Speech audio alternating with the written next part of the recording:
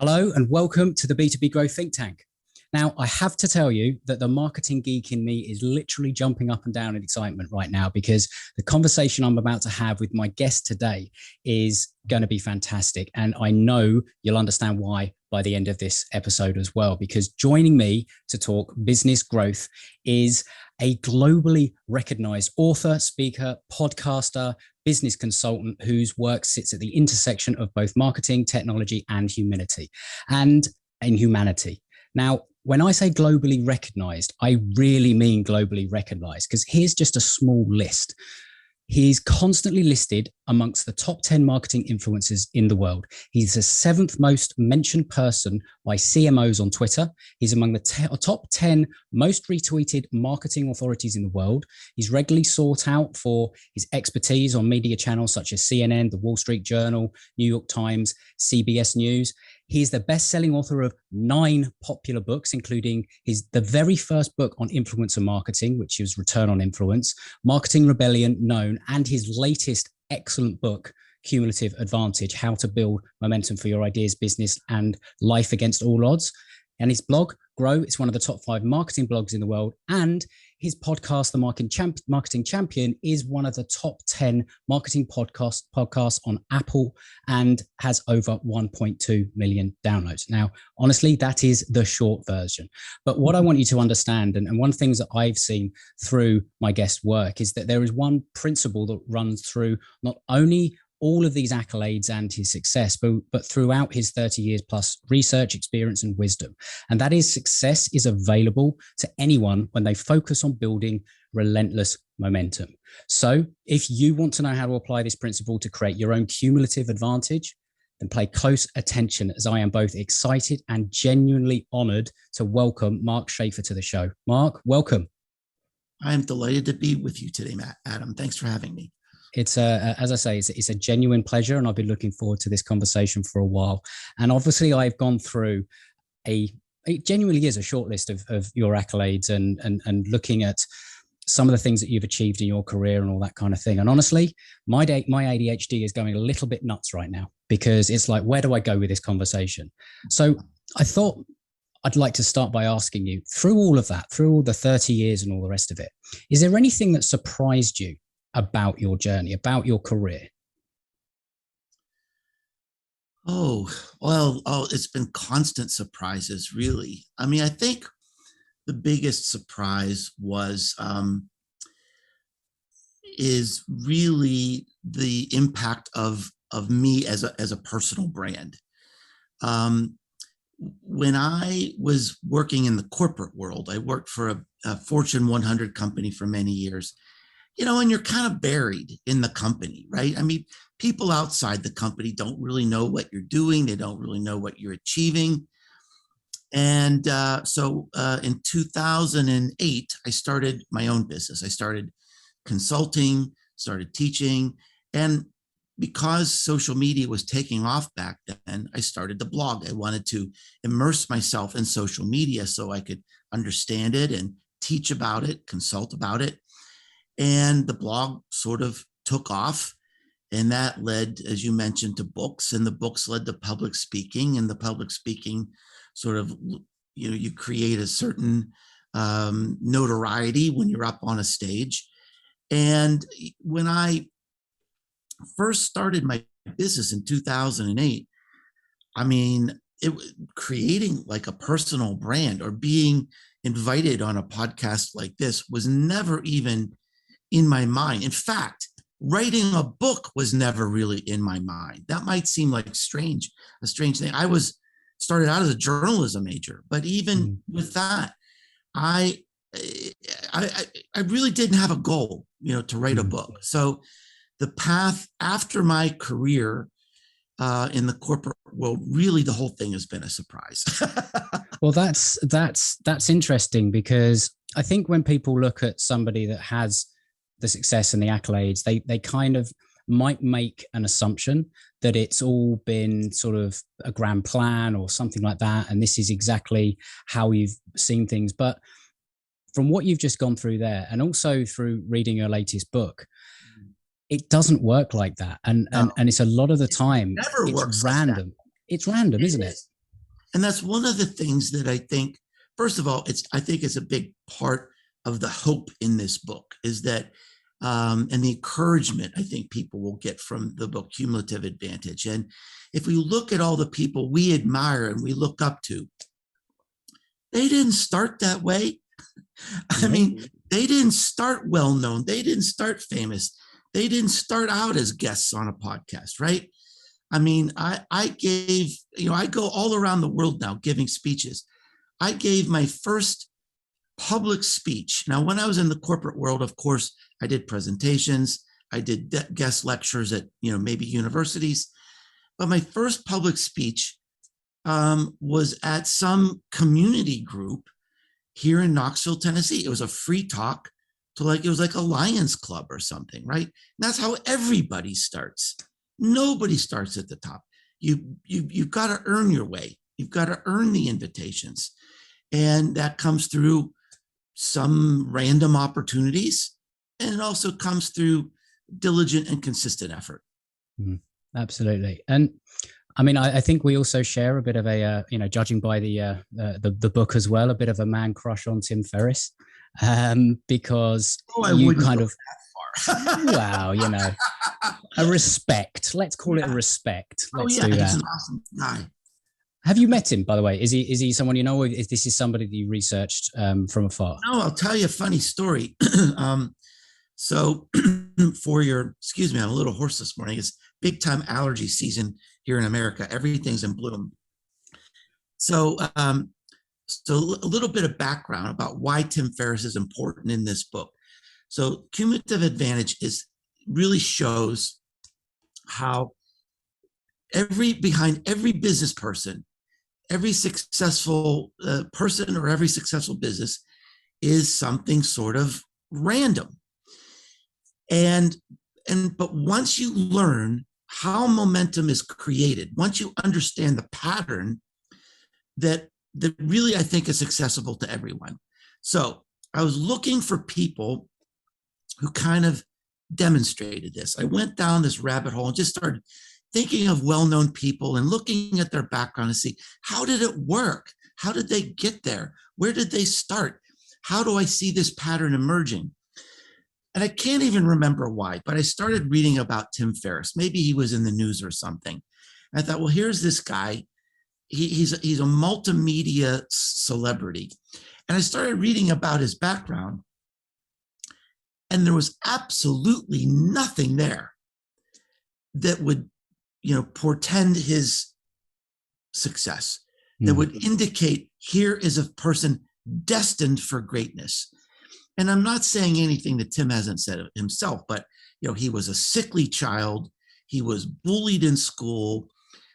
He had really health problems and emotional problems, psychological problems, relationship problems. And he got to a point where he was having a mental breakdown, shucked everything, went to Europe to try to find himself, had this idea for a book, came back to America, was rejected by 26 publishers. And now 10 years later, he's hanging out with Hugh Jackman, LeBron James, Oprah. No one would have predicted that. So it's just like, what the heck happened to this guy? How in the world? And as it turns out, he followed this path of momentum exactly.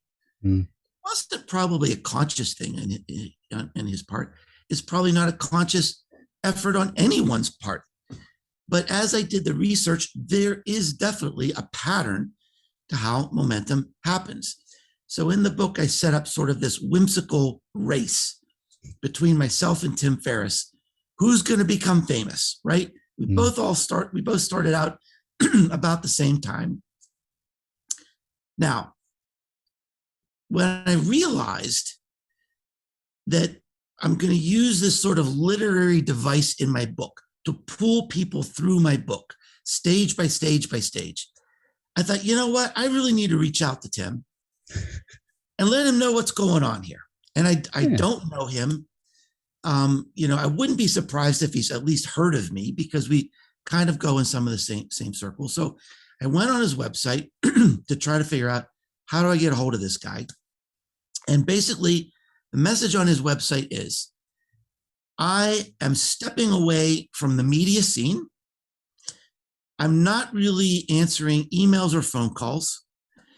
The best way and only way to get a hold of me is through Twitter. All right. So I sent him a tweet, said, hey, Tim, hope you're well. I'm writing a book about you. Thought you'd like to know. Let's connect. Now, the other thing that happened is a lot of people saw my tweet and they were sort of intrigued by this. And so the tweet was retweeted and some people said, Tim, you really need to, contact with Mark. These are my two favorite marketers coming together. This is going to be awesome. Never heard from the guy. Really? Wow. So anyway, but I think eventually he'll see the book if he hasn't seen it already. And I think he'll be proud of the work that I did because, I did a lot of meticulous and thorough research on this. And again, it was sort of easy to tell his story because he has been so transparent and, in telling the story himself. And it's a great story. It is. And what's great about it, and also you can see the thread runs through a lot of what you do. And from the podcast, you've got these funny sort of intros when when you're introducing a topic. And what is the one about? It's something about like your obsession with feet or how wonderful your feet are and things like that. Like it's just funny little things that kind of go through. And I even heard you describe it. It's not even, it's not entertainment or information. You're edutaining. Is that the right phrase? And I'm sure that's sort of fed into some of your success and sort of people picking you up and all that kind of thing. But I think when it comes to thinking about really the story behind Tim and ultimately the message in your book, I think on first glance, you could look at it and think, right, cumulative advantage, doesn't that just mean the rich get richer and the poor get poorer? And is that just depressing or, oh my God, like, because you could interpret it like that. However, what you do is unravel that and actually show that it's not about where you start. It's not about being born with that silver spoon, because let's be honest, the only people that are famous are the people that are born into the royal family. Like they're the only ones that start with that kind of following. Yeah, that's a good point. That's a very good point. Yeah. Yeah. They would be the exception. Yeah.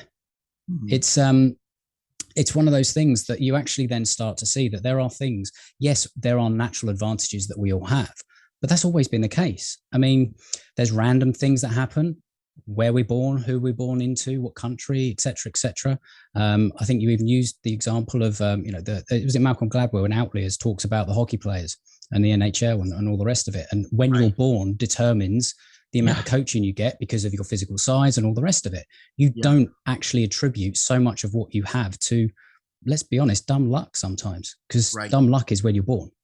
Right. Yeah. That's a remarkable case study. Yeah. A great example. Fantastic. So if somebody were to be originally sort of viewing it with that sort of like, oh my God, that's depressing. How do you sort of in the simplest way possible, sort of unpack that to sort of show, because the book ends on a real hopeful note that this is available to anyone. Yeah. Well, I hope that, that's what I spent 2 years figuring out, right? Because when I dove into the original research, the idea of cumulative advantage was created by this famous sociologist named Robert Merton. And he said, look, if you have these initial advantages in your life and you sort of play your cards right, these advantages will continue to grow and grow and grow and grow. And the gap between you and your competitors will never close. And unless there are countervailing processes. But he didn't say what they were. And it was just like, I became obsessed with this because basically he's saying there's a way to go around the system. So I actually contacted his son. And this is a great irony because Robert Merton did his original research on this idea of cumulative advantage with Nobel Prize winners. And he showed that these scientists weren't necessarily the greatest scientists, but they had some advantage that sort of propelled them into this momentum. And once they won the Nobel Prize, there was no stopping them, right? Now you're going to get everything forever. So I contacted his son. I said, look, I'm writing this book that features your dad. And he talked about these countervailing processes. I've read everything I can. I've listened to all his speeches. He doesn't say what they are. He said, well, I'm not really the person you should talk to. You need to talk to my stepmother. She was the researcher on the project. Right. She's still alive. She teaches at Columbia University. So I contacted her, and she was really happy to hear from me because she's still working on this stuff. So she sent me all these unpublished papers. They've never seen the light of day because all these ideas have been in academia and they haven't been applied to our real lives and our real businesses. So that's what I unraveled. It's like, all right, how do we go around this system? I don't want to accept that this is just a predetermined thing. And so that's really what I built the book on. And it was based on academic research. It was based on case studies. It was based on my own original research. And I kind of put together this system. And I think it's solid. I think once you understand this pattern of momentum, you will not see the world the same way ever again. You'll start seeing, you'll meet someone and you'll start saying, oh, yep, that's how it started. That's how they had help along the way. Same with businesses. This pattern repeats over and over and over again. And if you understand how it works, you kind of know what your options are to create momentum for your own life and ideas and business. Yeah, because it's, as you touched on there, like it kind of like it comes from a spark, or I think you describe in the book, there's a seam sometimes where you sort of go, oh, what's that? And you unpick it, and then you unpick it and go, da, da, da, da, da. Yeah. It's small events, chance encounters, tragedy in a life. People like, you look at some of the, people like Tiger Woods, for example. You think, well, his dad put a golf club in his hand at 2 years old and had him swinging and started doing all those things. And it's like, that was a chance. Like if his dad hadn't done that, right, he wouldn't be Tiger Woods. And exactly, it's kind of like we do sometimes sort of forget that is the catalyst, but it's the momentum that brings them to where they are. And it is that relentless focus on the momentum because, just using the example of Tiger Woods, if he hadn't sort of embraced it and found it to be his passion, and is it inagi, or it's a word that you use in the book that describes that passion, that the ikigai. Ikigai. I'm not Japanese. I don't speak. Either, but that's the only word I know. Yeah, but there's a few things that go into it. And it is the combination of all of that helps. And also something that came across, and it is a real deep seated belief that I have. It's sort of the whole thing around this podcast and what I do. It's a riding tide lifts all ships, right? It's that you can't do everything alone and in isolation and all the rest of it. You have to sort of work with other people, and it's all about collaboration, because even if you are a successful individual, there's an entire team below you, like underneath the water that you don't see. Someone like Tiger Woods, the entire team that has got in there. And I think that doesn't necessarily get enough exposure or credit. So people think self-made man, and they think self-made man. Whereas, I really explore that very deeply in the book, because that is sort of a toxic mythology. Absolutely. And by the way, of course, I also make this point in the book that, I do not dismiss hard work, tenacity, taking risks. Look, that still matters. It really does. But the fact is, and I also want to emphasize that all these things that we're talking about are not like my ideas, right? This is all based on research. You mentioned Malcolm Gladwell, and I think I sort of connect my style very much to Malcolm Gladwell, where he'll tell a story, he'll make a point, he'll connect the dots, but behind all of that, all those stories, he'll go, pow, here's the research behind it, right? He'll tell this long story, and they'll say, well, of course, there's a study from Stanford University that showed in 1968, blah, blah, blah, blah, blah, blah, blah, right?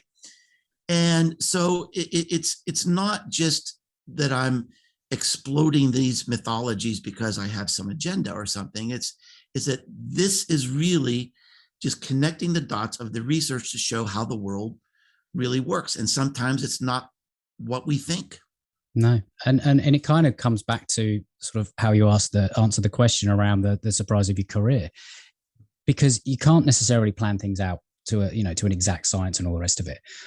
If you have curiosity though, and if you have that connection with what it is that you're trying to do or achieve or whatever it is, but you have the curiosity to pursue things that you wouldn't necessarily have thought of, and have the humbleness to almost sort of say, okay, well, my original thinking wasn't right, so I'm going to shift this way because that's what the research is telling me, or the market, or my customer, or bringing it into a business context. If you don't have that, then you're not going to build that cumulative advantage, because you have to, I interpret it a little bit like you have to sort of have that cumulative advantage built on what you're doing, but also on the feedback that you're receiving to continue to sort of build on top of it. That's something that I took from it. So, you sort of mentioned, you look at someone like Malcolm Gladwell. You've obviously had a lot of people that you take sort of inspiration from and all the rest of it. But one person I wanted to ask you about was the fact that you're one of the few people that have directly worked with under Peter Drucker, one of the most famous management business consultants in the world, probably regarded as probably the best that's ever lived. Yeah. How is that sort of access to somebody like that influenced how you sort of shaped your thinking, your view of the world, and ultimately what you've become today? Because that could be interpreted as a cumulative advantage potentially. It was life-changing. It was life-changing. And it's also a good example of sort of like this idea of pursuit, that things don't happen unless you pursue them. Peter Drucker was teaching in a very special MBA program at Claremont Graduate University in the Peter Drucker School of Management. They named the school after him. And he was, at the end of his career, he was still writing, but he wasn't out traveling and consulting. And he was teaching these classes. And so I applied for this program and I was rejected 2 times. And the reason is because I didn't have enough experience. They only let like elite experienced professionals. Everybody in this program like had a title of vice president and had like silver hair, right, to study under Peter Drucker. So on the 3rd time, I went to the dean of the school and I said, I'm applying and I want to appeal to you that I think my rejection has been unfair. I'm appealing because on the case of equal opportunity. He said, what are you talking about? I said, I'm young. You don't have anybody in this program who's young. They all have silver hair. I think maybe at this time I was 27 or something like that, maybe 28. I said, I've got something to give. I've got something to contribute. He just laughed, let me into the program. I was the youngest person ever in this program. But that wouldn't have happened if I hadn't pursued and pushed and pushed and pushed. But clearly, he was the wisest person I've ever known, clearly, unequivocally. And he talks in my head every week, probably every day in some way, because I studied under him for 3 years. And so his lessons and his approach have just like been pounded into me. And I look at the world the way he does, because that's what he insisted. He would humiliate you if you didn't. and he's not the sort of person I can imagine you could come back with anything remotely witty that he would just not be able to shoot down again. I can only imagine that. No, and here's one of the things that I finally figured out. So he taught by the case study method.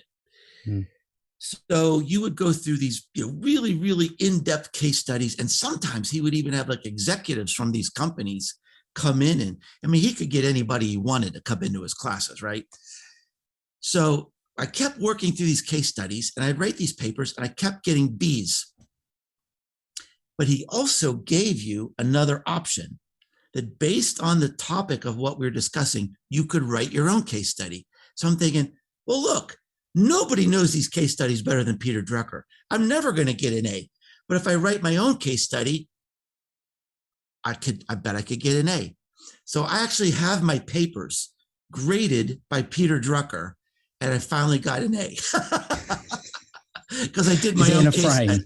Is it in a frame? I figured out, yeah, I figured out the system. And that to me suggests that, I don't know, do you think that is inherent in the way that you think, that you're always looking for ways of not breaking the system, but sort of testing it and then helping that system to self-correct in a way? Is that sort of a fair observation? Has that been part of you?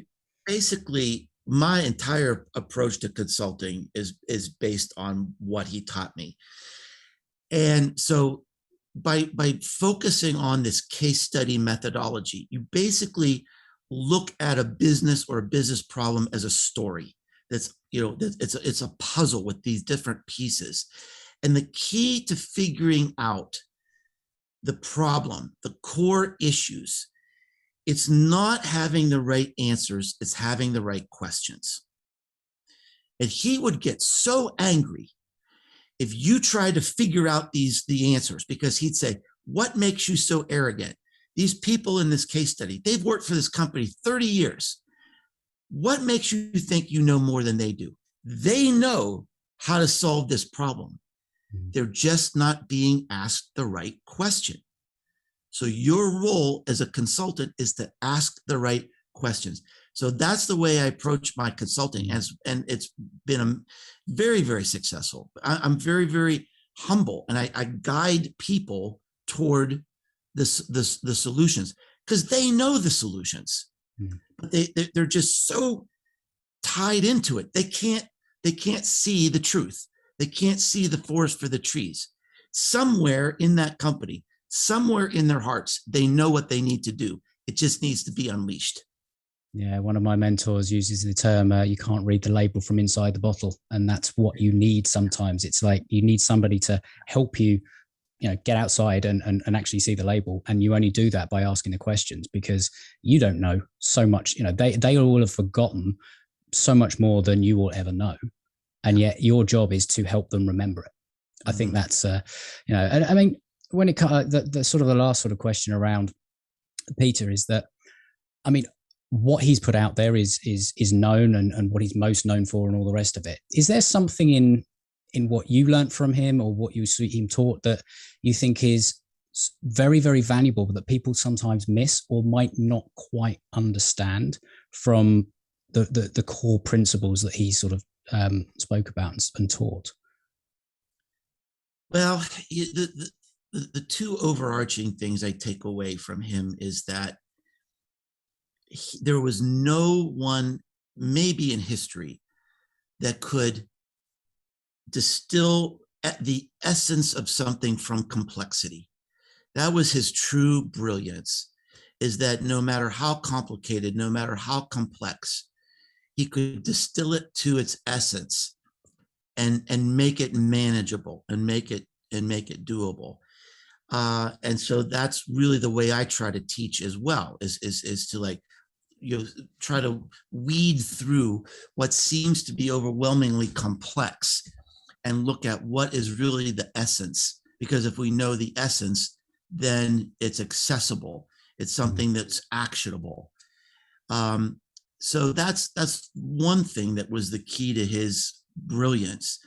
The other thing that a lot of people would never know about him is truly how kind of a man he was. He was like a grandfather. He was a grandfather. I mean, he loved his grandchildren and his children and spending time with them. And here, here's the greatest mind in business, the greatest business author ever. And we would just come by and stop by his office and talk, and he never turned anybody away. And he was just an amazing human being. Just a very, very amazing human being, and just a very, very kind and generous man. So he was a great role model, really, in every way as a human being. And I can certainly, just listening to that and seeing some of the what you wrote in your latest book, and just simply being here having this conversation on the podcast, like you've obviously embraced that kind of thing, the kindness and the generosity. And I know you volunteer and mentor kids and things like that, and you're generous with your time, and you talk in the book about mentorship and the value of it, and one of the ways to gain a cumulative advantage is to reach out but reach up, search for mentorship, and not in the traditional sense that we might necessarily think about it, not necessarily a specific sort of right, these are what we're going to do and blah blah blah blah sort of relationship. It's more of a right, I'd like to continue the conversation and understand what goes on in your mind and how your mind works, and maybe sort of get your feedback on things and all the rest of it. And in return, I can add value to you in a different way. And sometimes that's just because people enjoy mentoring other people. But I can certainly see that. And I am a recovering, what's the best way of describing it? Somebody that had the arrogance of youth, that didn't really appreciate that value of mentorship and really sort of asking for help and all the rest of it. So it took me a while to sort of wake up to that. So I think I realized in my 30s. Talk to me about, other than, maybe something like Peter Drucker, how can people use mentorship in a way that is valuable to them, but also to the person that is providing that mentorship? Is there a way of thinking about it rather than sort of specifics even? Well, I think this is a really important part of my book. I challenge people to really reimagine what mentorship should be in this digital age. The traditional definition of mentorship is a long-term relationship between a teacher and a student, right? You take someone under their wing and you shepherd them through a career. And I think that's really an anachronistic sort of view. If you need to learn something today, you don't need a mentor, you need YouTube, right? You can learn almost anything from YouTube. The true value of mentorship today is opening up doors, opening up opportunities, making new connections that can lift you to the next level, right? The next level of momentum. And to do that, you don't need a long-term relationship. You don't need a long-term commitment. You need a little help right now. You need someone to bounce some ideas off of, right? And that can be once a year or once every 2 years, but you just develop a trusting relationship with someone who can help you, and then they'll come alongside you at your point of need. So, and there's an art and science about thinking about that, about finding the right people, about approaching them, about being a mentor yourself, that takes really exploding the old view of mentorship, which is still prevalent, by the way. I volunteered to be a mentor at a university, my alma mater. And it was like, okay, it's a year-long commitment and you need to sign this contract and you need to spend so much time a month and you need to go through a training program. Right? Sounds like a job. It's a job. And nobody, after I, agreed to do it, I was like regretting it, because it's like, it's like signing up for another unpaid position. And it turns people away. It turns people off, and it's unnecessary. But what I was able to do when I mentored this young woman, what did I do? I made new connections. I made new introductions. I got her focus. I, helped her connect to someone who could help her with, build her first website, blah, blah, blah, blah, blah. So boom, I got her pointed in the right direction and felt really good about, my contribution to her career. But maybe I'll hear from her again. Maybe I won't. I don't know. But she knows I'm here to come alongside her at a point of need. Because that's almost a way, thinking of, hacking the system or breaking the system or looking at the system and looking at where, how it all fits together and all the rest of it. When it comes to things like mentorship and thinking of it in terms of the cumulative advantage and all the rest of it, and you mentioned the word there, access, because that's what it's all about. Access becomes an asset It's something that I've sort of a concept that I've played with. It becomes an asset, but it also then becomes an accelerant. Now it's access to a mentor, but then access to everything behind that mentor. Not just the knowledge, but the connections. Like you talk about a sonic boom in a business, but having a mentor that makes one connection, it can literally change the trajectory of everything, like your life, your business, whatever that may well be, because they have that cumulative advantage in their Rolodex, in their network. And this is a way, I think, of thinking about it. And if anyone's sort of listening and going, right, okay, well, what's a potential way of sort of, hacking this system, or, I hate that word, and I've used it a couple of times, but I hate it, but you know what I mean? It's like, this is one of the ways that you can really accelerate and create the sonic boom in something that you're working on. It's powerful because access. It's always that whole, it's not what you know, it's who you know. Like, it's always been there. And as you say, it's kind of like researched, and, very few of us come up with anything new under the sun, but it's like how it's all put together. Yeah, I would actually build on that and say it's today, it's also more of not who you know, but who knows you. Mm-hmm. I think the power of the personal brand is I mean, that explains why I'm here with you today, right? I mean, it's just it's this that you know of me because of my personal brand. So here I am on your show, reaching a new audience, sharing my ideas with new people who may become interested in me and check out my website and follow me on LinkedIn and maybe buy my books. And it starts a new kind of momentum. But that only came from, building a personal brand. And there is definitely a connection. And I write about that in one of the chapters of the book is that there is a connection with the power of your brand and your ability to activate momentum. We'll dive into that a bit. Well, okay. So let's say,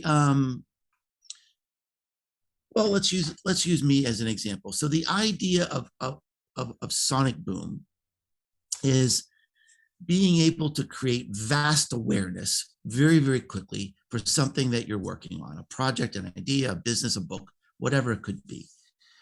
Now, 10 years ago, if you had your show 10 years ago, and I had just written my first book, it's likely that you wouldn't have reached out to me because you really didn't know who I was. I was just starting out.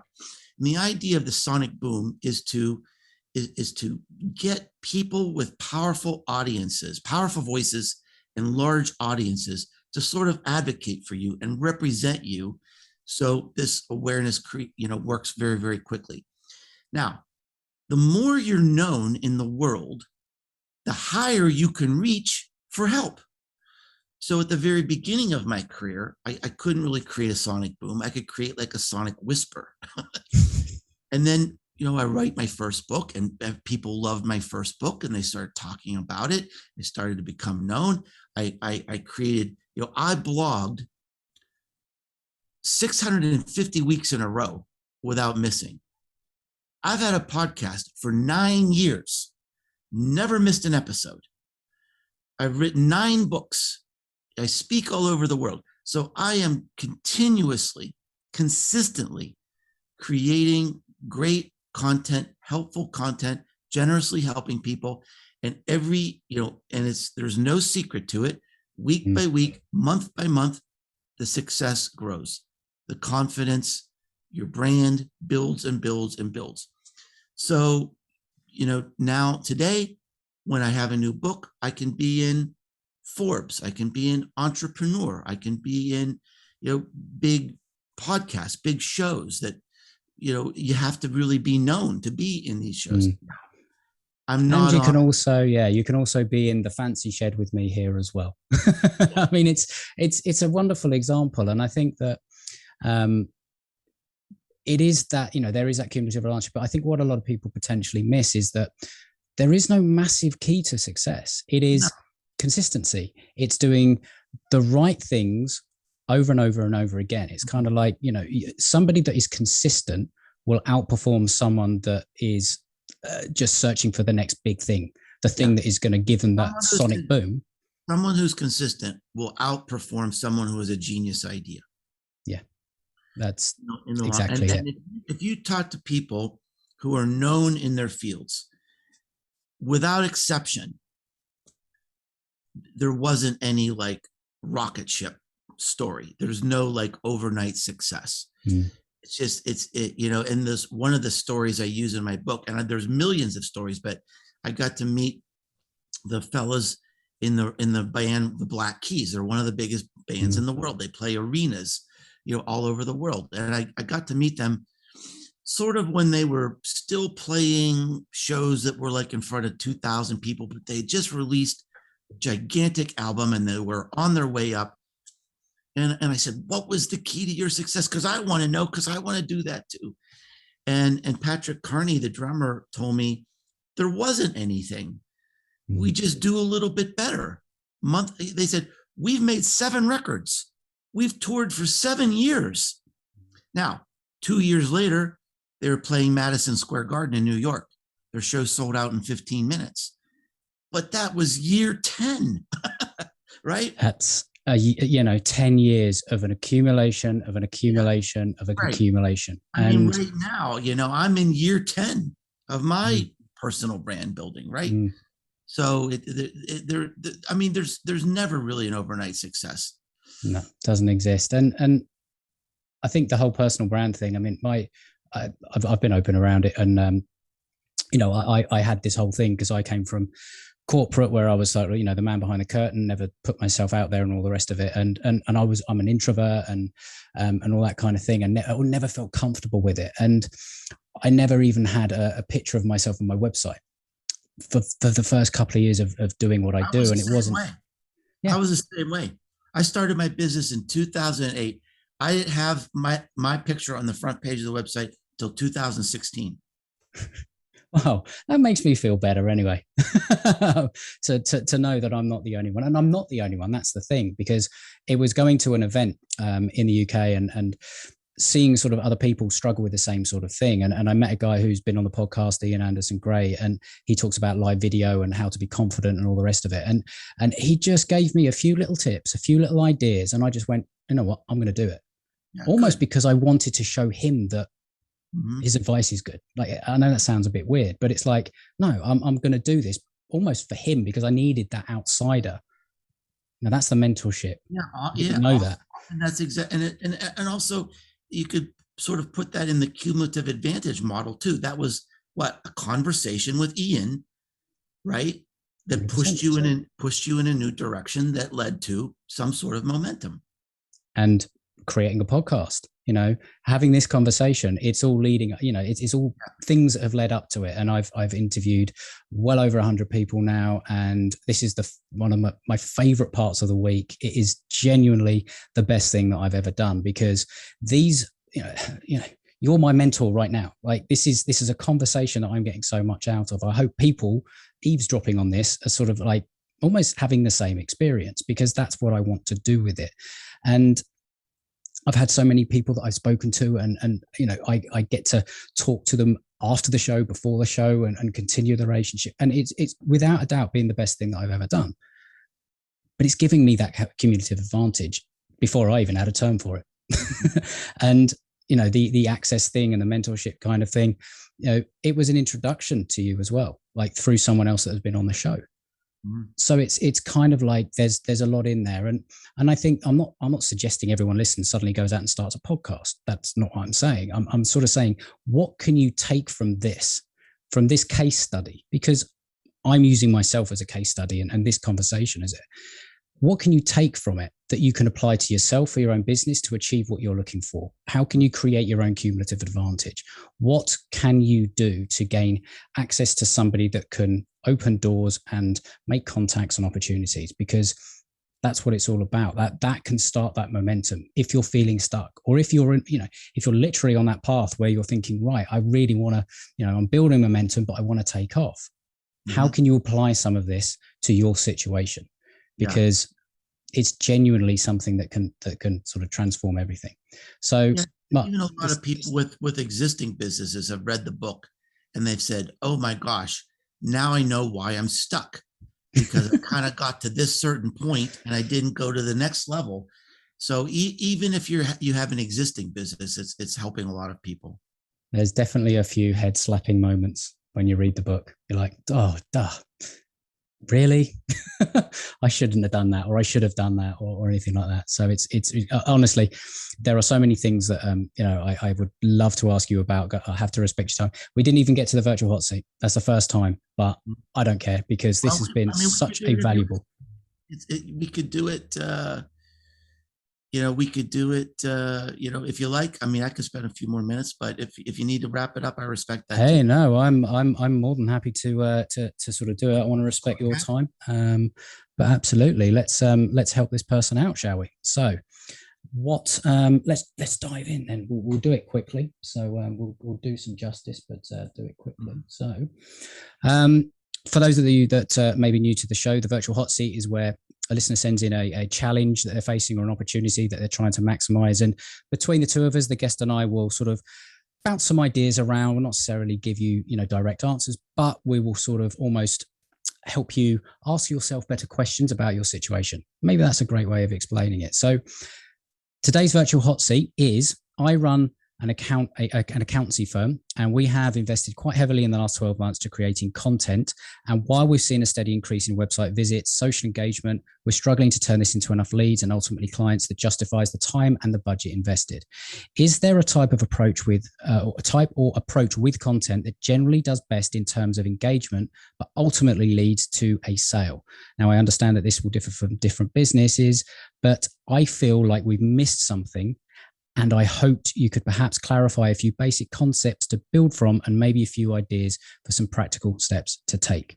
So first thoughts that come to mind, just sort of hearing that sort of challenge, and obviously we don't have the context and we can't clarify, but maybe it's more like when you hear people struggling with content, what generally are some of the things that they're maybe getting wrong, or that they're missing, or maybe they've sort of not quite understood? Because you've literally written books on content marketing. It could be a great number of things. And again, I can't really give specific advice without looking at their competition and what they're doing. But so number one is, do you need to have a content strategy at all? I mean, a lot of times I see companies that are creating content because they're afraid not to, because this is the thing to do and this is the buzz. And so they just do it, and they're creating random acts of content because there really isn't a strategy behind it. So that would be the first question I have is, why? Why? What? Now the other thing is that sort of, bothers me. It's kind of a red flag that they're saying, well, we're putting a lot of money into this and we're not sure we're getting money out. And one thing about content marketing is it takes time. It really does. It takes a lot of time. It's very rarely you get, very fast responses. The other thing I would look at is, do you have a chance to win? Have you looked at your competitors?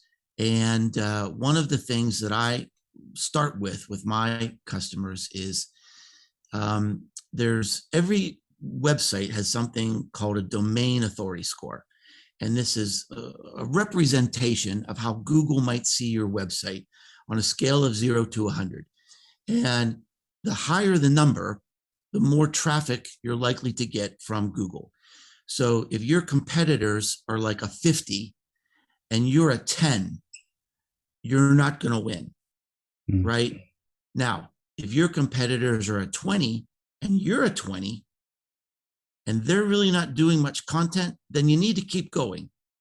You need to keep going because they're vulnerable. And then the third thing I would look at is, and by the way, that second point is huge because almost nobody even thinks about that.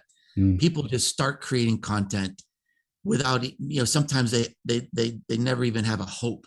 Well, the game's stacked against a lot of people, isn't it? It's kind of, companies have their cumulative advantage. Like the people that own SEO, right. They've got it, and they're protected. And they'll never, it's almost impossible to unseat them at that point, right? So, and then the third thing I would look at, and again, I mean, there could be a million different things. Yeah. But the third thing is, are you doing enough to really stand out and win the attention of your customers? It's a very overwhelming world that's so dense with content. And I'll give you an example that I just heard the other day, Adam, that since the pandemic began, the amount of information published on LinkedIn has doubled. Doesn't surprise me. This is a business that's trying to connect with customers, let's say on LinkedIn. Yeah. Arguably, your job is now twice as hard as it was 12 months ago. So just writing a few blog posts probably isn't enough.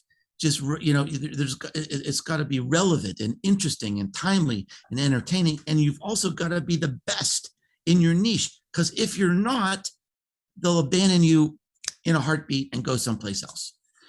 So those are really the three things I'd sort of look at, at a very high level. What do you think?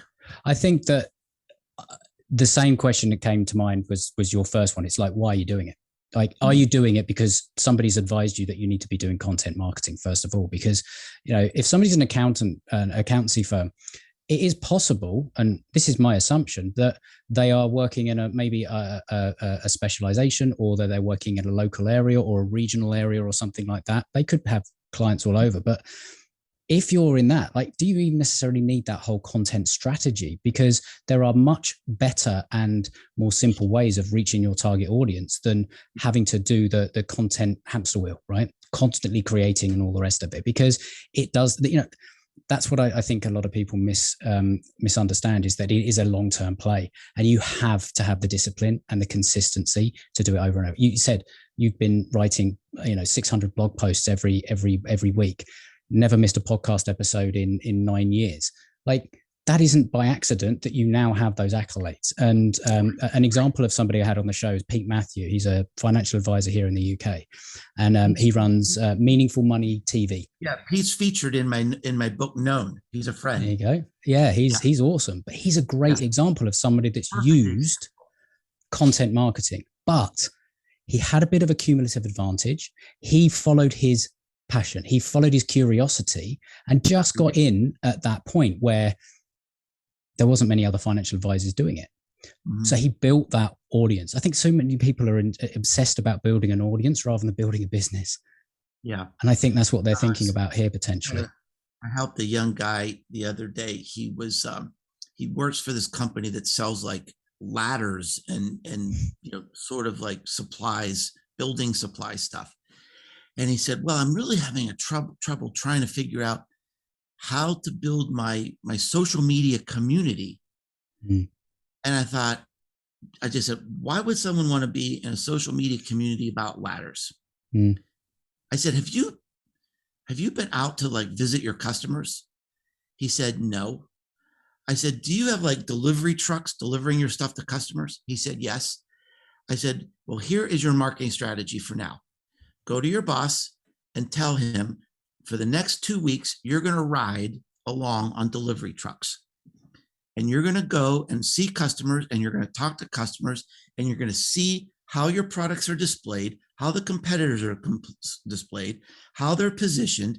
You want to watch customers who are buying ladders. What are they looking? Do they have coupons? Do they like it because it's a certain color or is made? I said, that's where you've got to start, is really learning your product, your customers, their customers, your competitors. It's not with a social media community. So often this is a big problem in marketing. We're into navel gazing. We're just smoking too much of our own exhaust, right? And I love that term. We're too self-important. We think we're just too self-important. It's all about our narrative, the arc of our story, our content, Mark. We've just lost sight of what we're supposed to be doing here, very, very often. Yeah, people talk about telling your story. It's like, honestly, your customers, your clients, they don't care. They care about their life, where they are now. They've got a problem. They want something solved. They want help. They want an outcome. They want a solution. Yeah. If within your marketing, your content, whatever you want to, like you there's the old saying, like, you market the problem, not your product. Yeah, like, right. Maybe that's something in your content that you're not really going in. You're sort of talking about the industry. Maybe you're using too much jargon, and maybe the engagement you're seeing is other accountants thinking, "Oh, that's interesting," and that's why you're not getting sales. So there are multiple reasons why your content might not be doing what you want it to do. So it's a difficult question, but this is more to give you some food for thought to go back to and consider and ask yourself some questions, because you'll know the answer. It's in you already. Right. So it's kind of like, would be my guess. Go back and think, why am I doing this? Is it the right strategy? Do I need a rethink? Is it the right kind of content? Have I really got to know and defined my client, my ideal client? Do I know what it's like to walk around a day in their shoes? Because until I know that, I can't market the problem. And then I can't position my delivery mechanism, which is essentially what a service and accountancy is. It's a mechanism for achieving a result. That's the only time I can then actually sort of put my option in front of them. And maybe the last thing to think about is, are you making enough offers on your content? Like, are you, calls to action? This is the next step, because whether you're writing an email, whether you're writing a blog post, whether you're doing anything, you're always sort of got to think, right, what is the next step? We all too often try and sell the big thing. You're selling the next step. Like, what's the next step in your content? Don't just think, right, go and buy my stuff. Think next step. What's that next step? An email subject line is the next step is get it opened. The first line to get the next line written. It's the same with every bit of content. So those are just some things to think about. And Mark, I appreciate you sort of spending the extra time for me to go through that. I mean, it's a good exercise and a good brainstorm. So to have someone with your experience as well, and interesting to know that Pete. So that's another connection. I know Ian Anderson Gray. Well, there you go. I mean, two fantastic people. Ian Anderson Gray has been at my home in Tennessee. Awesome. Well, I attribute so much to him and helping me sort of just those little things. And we met, funny enough, we were at a mastermind, and we met the next mastermind and just happened to be on the same table. And I had to sit next to him and say, you have no idea that you did this. Yeah. But here's what I can tell you. And he was like, wow. So I've been on his show, which is fantastic. He's been on mine. I was on the 50th episode as well. So it's just wonderful that little things like that add to a cumulative advantage. Thanks for having me today, Adam. Thanks for having me. It's been fantastic. So Mark, if they want to get your book, obviously Amazon is, and every good bookstore will stock. Barnes and Noble. You can. I've written a lot of really helpful books about personal branding, and Marketing Rebellion is sort of a wake-up call about what kind of marketing really works today. Cumulative Advantage, of course, Content Code. If you're struggling with content problems, it's about how do we stand out in this world of content shock. And you can find everything at businessesgrow.com. You can also find my blog, my podcast, and all my social media connections there. Definitely go and check it out and connect with Mark, because he's someone you will want to connect to. Because I'm humbled and honored and very, very much appreciative of you joining me, Mark. So just want to say thank you ever so much and enjoy the rest of your day. Thank you.